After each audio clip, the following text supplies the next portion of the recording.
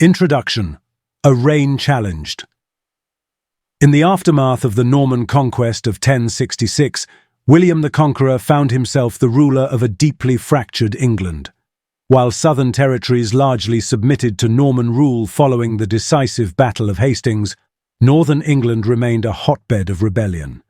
The region's long-standing autonomy, deeply rooted Scandinavian heritage from Viking settlers, and resentment towards southern overlords fueled unrest. William's newly established authority was directly challenged when, in 1069, a coalition of anglo-saxon nobles, led by Edgar Etheling, the last living male heir to the Anglo-Saxon royal line, joined forces with Danish allies under King Svein Estridsson. The resulting rebellion would provoke one of the most devastating campaigns in medieval European history, the Harrying of the North, 1069 to 1070, a scorched earth operation that left a permanent scar on England's landscape and collective memory. Roots of rebellion, northern independence and cultural clashes. The northern shires of England, particularly Yorkshire and Durham, had long been semi-autonomous, with strong Viking influence dating back to the Danelaw era. This cultural divergence, combined with lingering loyalties to the Anglo-Saxon lineage, fostered deep resentment against Norman occupiers. When William redistributed lands to his Norman followers, displacing Anglo-Saxon nobility and imposing heavy taxation, resentment boiled over into open revolt. Northern lords viewed William's policies as an existential threat to their way of life, traditions, and local authority. By early 1069, tensions erupted into armed rebellion. Northumbrian rebels, bolstered by Danish invaders seeking to reclaim influence in England, captured York and massacred its Norman garrison. For William, this wasn't merely a regional uprising, it was a direct threat to his legitimacy and the stability of his newly won kingdom. Left unchecked, it could inspire widespread revolts across England and invite further foreign intervention. William's ruthless response: scorched earth tactics. Determined to quash the rebellion and prevent future uprisings, William launched a campaign unparalleled in its brutality. Arriving in the north with a well-equipped army, he opted for total devastation rather than targeted strikes.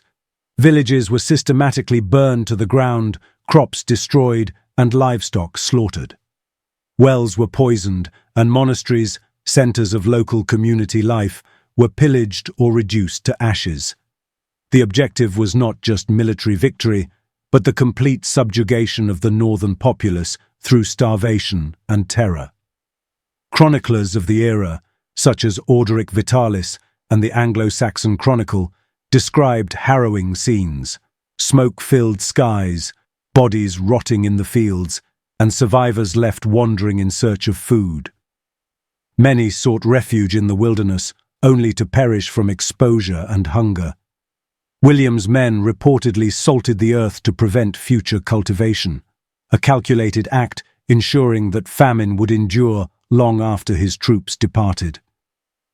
By the time of the Domesday Book survey in 1086, entire swaths of northern England remained desolate, recorded as waste. The human toll: starvation, disease, and mass displacement. The human cost of the harrying of the North was staggering. Contemporary estimates vary, but modern historians believe that between 75,000 and 150,000 people died, approximately one-fifth of the northern population. Survivors faced harrowing conditions. Reports tell of people reduced to eating tree bark, roots, and even resorting to cannibalism. With food supplies decimated, famine and disease ravaged what remained of the population. Entire families were displaced, fleeing into forests or seeking asylum in other regions, only to encounter hostility and further hardship. The economic repercussions were equally profound. Once thriving market towns like York and Durham were left hollowed shells of their former selves. Trade routes collapsed, agricultural productivity plummeted, and regional economies took decades to recover. The depopulation was so severe that some areas didn't see significant resettlement until well into the 12th century. Archaeological excavations today continue to uncover evidence of mass graves, charred settlements, and abandoned farmlands, grim reminders of William's scorched earth policies. Political calculations and moral controversy. Politically, William's strategy achieved its primary goal. The North was subdued, and no comparable uprisings occurred for the remainder of his reign. The vacuum left by the harrying allowed William to install loyal Norman barons in newly depopulated lands, consolidating his control over England. Fortified castles sprang up throughout the region, serving both as defensive structures and symbols of Norman dominance. Yet even during his lifetime, William faced condemnation for the campaign's severity. Religious leaders, including Archbishop Ealdred, voiced moral outrage, decrying the indiscriminate targeting of civilians and the destruction of holy sites. Chroniclers labelled the campaign a barbaric massacre, and some accounts suggest that William sought penance in later years for the immense suffering he had caused. Modern historians remain divided on the harrying's justification. Some argue that William's actions, though brutal, were a necessary response to a grave threat. Had he not acted decisively, England could have fractured into rival kingdoms or fallen prey to further invasions. Others contend that the deliberate targeting of non-combatants and the use of starvation as a weapon constituted a medieval form of genocide, leaving an indelible stain on William's legacy. Enduring legacy, lessons and reflections.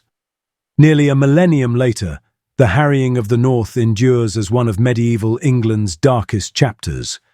The event reshaped the social and political fabric of the North, replacing traditional power structures with Norman authority and leaving long-term scars on the region's identity.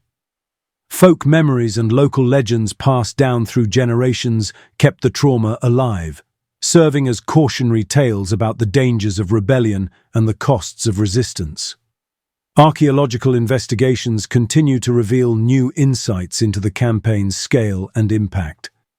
Recent studies have uncovered evidence of mass burn layers beneath modern cities like York, along with mass burial sites that speak to the speed and ferocity of the destruction. These findings not only corroborate historical accounts, but also offer a sobering look at the human cost of medieval warfare.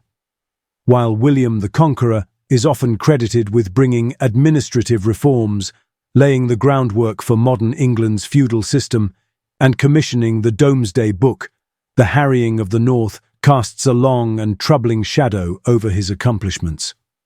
The campaign highlights the moral complexities of leadership in times of crisis, illustrating how rulers may justify extreme measures in the name of stability, yet at the expense of thousands of innocent lives. Conclusion: power, consequence, and memory. The harrying of the North was more than a military campaign.